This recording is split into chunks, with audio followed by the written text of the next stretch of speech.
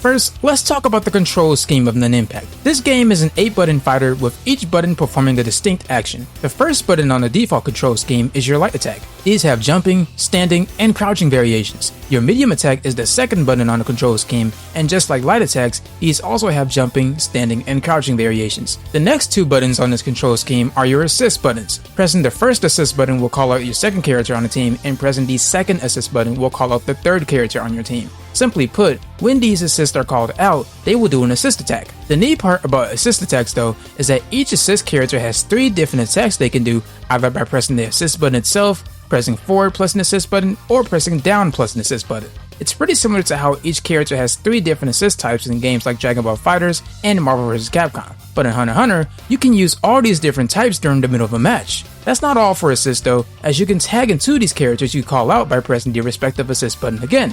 This is called active tagging, and it's something that I'll get into later in the video. Moving on to the bottom part of this button layout, we first have the Nen Stance button. Pressing and holding this button creates a barrier around your character that blocks every attack your opponent can do to you. The only downside is that it reduces your super meter over time. Quickly pressing the Nen Stance button again will give you a follow-up attack that armors through high and mid attacks, except for lows. There's also another variation of this attack you can do by pressing down plus the Nen Stance button. There are several other things this button does that I won't get into right now, but we'll get into later in this video. The next button on this control scheme is your heavy attack. Just like your light and medium attacks, these also have jumping, standing, and crouching variations. What's unique about heavy attacks though is that depending on the character, if you press left or right and the heavy attack button simultaneously, you will input a unique attack. You can kind of think of these as your command normals, which usually requires a direction alongside the button press in most fighting games. Up next, we have the arts button. These are essentially your character's special moves that can usually be inputted by pressing a direction plus the arts button.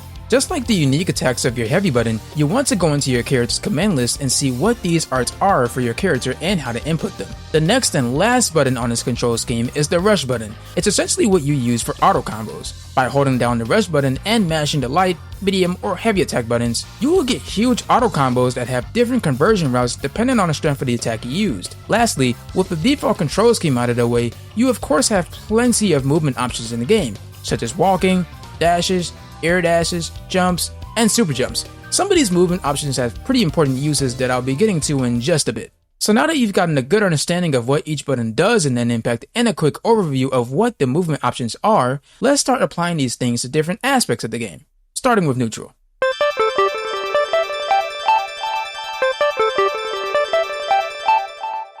For those unaware of what neutral is a situation in fighting games where neither player is blocking or getting hit by anything. Both players are walking or moving around, playing it safe, and trying to score some damage. There's definitely a lot of neutral going on in Nen Impact, so let's talk about some of the important things to do when in this situation.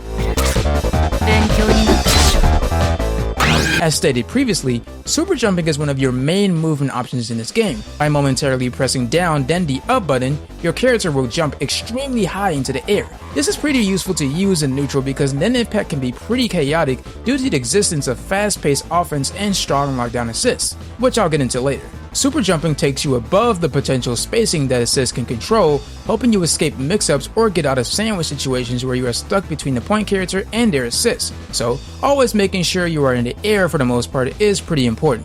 Speaking of being in the air, let's talk about air dashes. Air dashes are performed by pressing forward or back twice while airborne. These are generally good for making the opponent's attacks whiff, getting in on your opponent with a jump and attack, or making your opponent try to chase you down.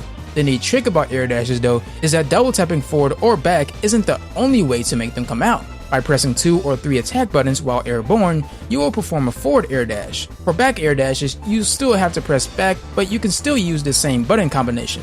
Being able to quickly make your air dashes come out like this helps make your dashes appear on the screen as quickly as you want them to, rather than having to manually tap forward or back twice. This is the same case with your grounded dashes. In particular, you can cancel your grounded dashes by pressing the down button. Pressing 2 or 3 attack buttons again afterward will make you do another dash. By constantly canceling your dashes with the down button, you will reach your opponent extremely faster than you would if you manually just did dashes. This is called wave dashing and is prevalent in games like Marvel vs. Capcom 2 and Marvel vs. Capcom 3. In general, it's pretty useful for approaching your opponent quickly, dashing under them when they are super jumping forward in the air, or retreat quickly and bait reactions. But of course, proper attack placement can stop your opponent right in their tracks as they're moving around. Using your light, medium, and heavy attacks at the ranges that they're effective in is so important. Your light, medium, and heavy attacks will all have different ranges depending on the character, so getting training mode and see what spaces on the screen your character can potentially control with these. It's crucial to use faster attacks the closer you are to your opponent,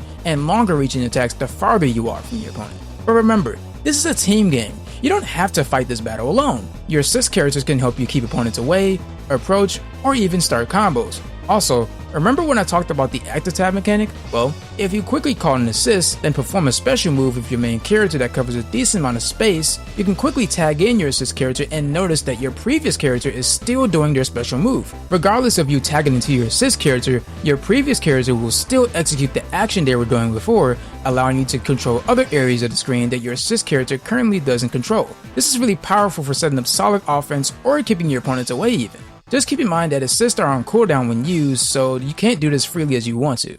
With the amount of movement and attack options you have at your disposal in neutral, it's important to be aware of the attack ranges that your opponent's character and their assist can control so that you don't get caught up in some dangerous situations. But what if things eventually do go south for you?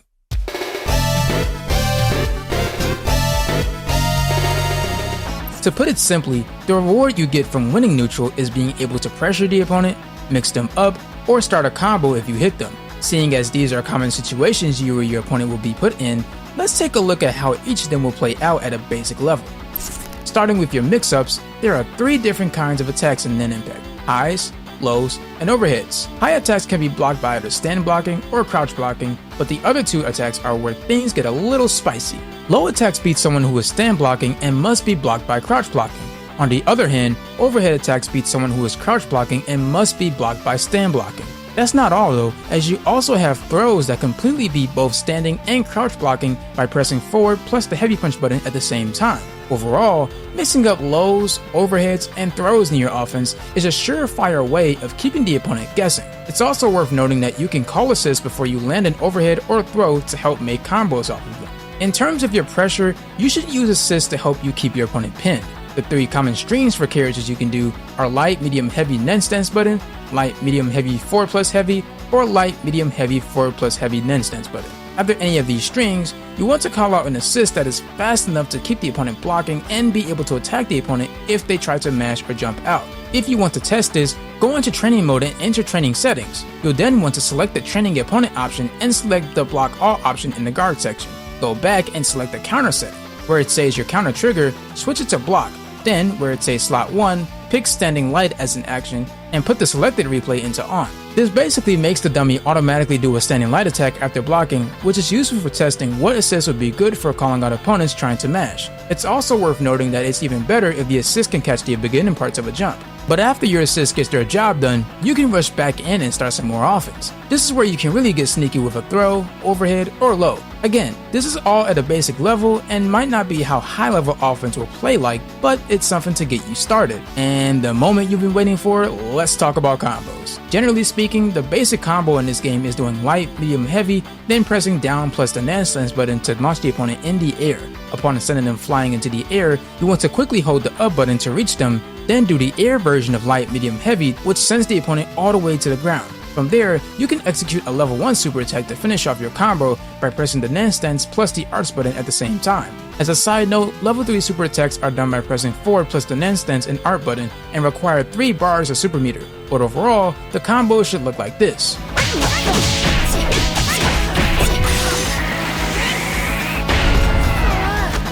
But here's the thing, not all characters can do this combo, as some characters can't launch the opponent after doing their heavy attack, they can't get the first hit of their air combo, or many other reasons. Some characters might even need assists to help them convert better. Don't worry though, because I'm going to give you guys a quick showcase of each character's basic combo. The general idea is to do a ground combo that transitions into an air combo, then having it end with a super attack. The following combos will be trying to emulate this particular combo structure, but before we get right into it, take a moment to familiarize yourself with numpad notation. It's commonly used in most fighting games to describe attacks in shorter form. Taking note of this information shown on the screen here will help you follow along, no matter what platform you're on. Just look at the actual number pad on the keyboard and the directions those numbers correspond to. 1 is down and to the left, 6 is to the right, and so on.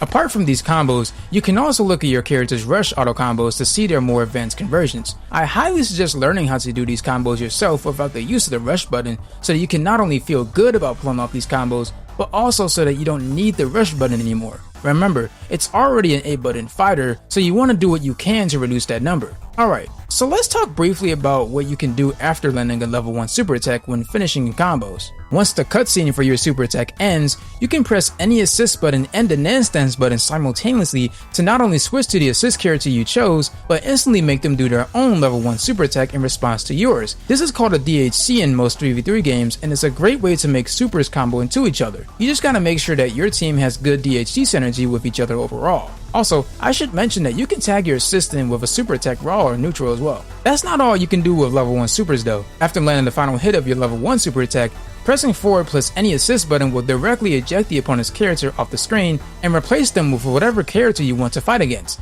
This is called snapback in 3v3 games and is useful if you want to prioritize defeating an important character from the opponent's team or choose battle against a character whose health is really low compared to the rest. Also, keep in mind that using snapback uses an extra bar of super meter. But let's roll it back really quick. When characters pop on a screen like this after being snapped in or in response to a character dying, this is called incoming. In the corner, pretty much all of the characters in this game can take advantage of this situation by mixing up the opponent with assist using left-right mix-ups. Let's use an example scenario to demonstrate what I mean here. Let's say I'm using Netero and I want to use one of Kurapika's assists to mix up the incoming Leorio. To counter the Leorio holding left to block, I made sure to time my assist call and forward jump perfectly to where I will not only appear behind him, but Kurapika's assist will attack Leorio after he turns around. You can tell the Leorio is holding left to block because his walking animation has started making him walk left, which is the direction where my main character, Netero, is appearing. Your opponent's character will always face your main character, but this will greatly affect Leorio, as he is not holding right to block since he probably doesn't know that Kurapika's assist will actually hit in front of him. But let's say the Leorio will hold right to block next time to deal with this. All I have to do is just do the same setup, but this time I will quickly add the tag and start going for an attack. Holding right to block hurt the Leorio player this time because my main character switched from Netero to Kurapika, making Leorio switch the direction he was facing. As you can see, Leorio's backwalk animation appeared for a bit, which means that the Leorio player was holding right to block. In the end, the at the tab moment was not enough time for the Leorio player to react to what's going on, so Leorio is just gonna get beaten up in the face. Overall, the general idea is to understand that if you timed your forward jump perfectly to where you are behind the opponent and they are facing you, that means your opponent is holding left to block, which means that the assist behind them will hit because the assist attack will hit in front of the opponent. Alternatively, if the opponent is holding right to block, jumping behind your opponent quickly then after tagging before the assist attack connects will make the opponent face your now main character and eat a punch to the face. So you essentially have a power to control the direction that your opponent's character is facing. When learning your team in training mode, try making your main team the dummy team so that you can record them doing these mix-ups. Do keep in mind that the incoming timing will be longer if you kill the opponent with a super attack or throw them, so you'll have to have a different setup for those. And if you're wondering, Nen stunts can be used to counter these setups sometimes, but only if the assist isn't fast enough. Lastly, let's talk about defense. Listen, I've talked a lot about offense and its rewards, but you should keep in mind the defensive options you have too. If you press forward plus any assist button while blocking any attack, you will use 1 bar of super meter to switch out into another character instantly. This is called reversal switch and is another safe way to replace a character with low health with one that has more health. In Nen Impact, characters have a section of their health that is recoverable only when they are put on the backline. Putting this character in the background for a bit can make them recover that piece of health. Lastly, let's talk about the uses of the Nen stance button on defense. Pressing Nen stance plus the block button at the same time an attack connects will push the opponent away at a far distance. While you will gain a bit of meter for doing this, you will still lose some health in the process. Worth noting that Nen stance in general will still make you take damage even if you nullify an opponent's attack. Also, remember when I said that the followers from Nen stance have super armor on them? Well, this can be useful to use if you notice any huge gaps in the opponent's pressure and it's tight enough for you to land them quickly. You can even do this against the light, medium, heavy Nen stance string that I showed you earlier, but be aware that characters can just simply use their crouching heavy attack to beat it, since low attacks beat all super armor attacks. So now that you've learned a lot about neutral, offense, defense, and combos in Nen Impact, let's talk about the most powerful mechanic in the game that is sure to make you be feared by even high-level players, the gear system.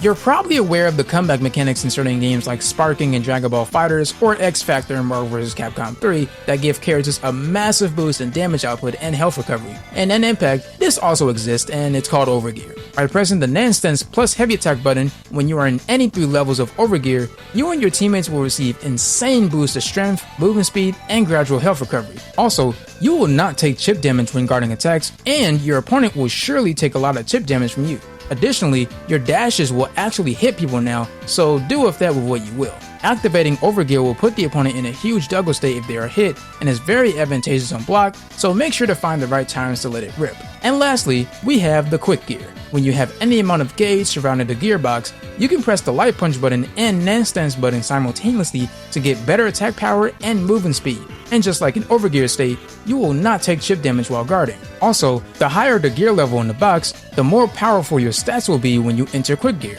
You can even combine quick gear and overgear together to make your team crazy powerful and insanely fast.